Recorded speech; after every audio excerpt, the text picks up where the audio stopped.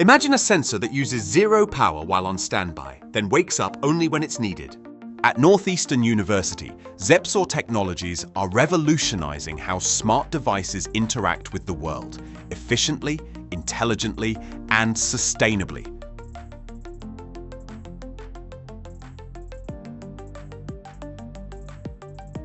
Hi, my name is Zhenyun Qian.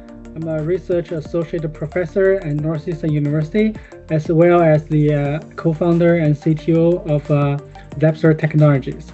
So my background is in electrical and engineering, and my research is mostly focused on sensor device design and sensor system design. Yeah, Zepsor is a Northeastern spinout, and we incorporated roughly 3 to 4 years ago. We're working on commercialization of so-called zero power infrared sensor. It's a sensor that does not draw electrical power in standby, but is able to monitoring the event that nearby and wake up using the energy contained from the signal of interest. Yeah, this sensor really has a wide variety of application, including like smart home devices, like automatic hygiene devices that needs like a triggering on by the presence of people, and also in the upcoming wave of AI, thinking about the robotics and edge AI devices. Basically, we provide this sensor suite that is dormant at the standby, not consuming power. But as soon as there's event of interest, the sensor is able to wake up and then basically send the signal to the main function of the device to perform their job.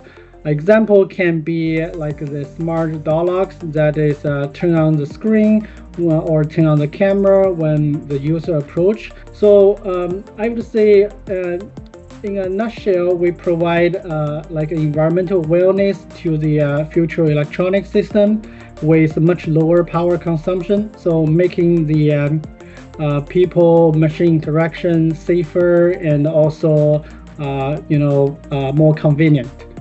Our device, key difference to the existing technology is that they do not consume power in standby. And all the state-of-art sensors, they keep draining the power despite if there's a event of interest is happening or not. So that turns out to be the key or the dominant energy use for lots of those like smart home devices and like robotic platforms. And we're trying to reduce that standby power consumption so that the battery can be used for useful functions. And in the past couple of years, we have been maturing the technology at the university, and then we are funded by NSF to find the basically the market for this technology. And through NSF I-Corps program, we were able to identify a technology to market fit in the segments of like smart home devices, automatic hygiene products, in those areas. And that basically triggered the spin-off of the company. And then we have been funded by NSF, ARPA-E, and DARPA for those product development work at the company.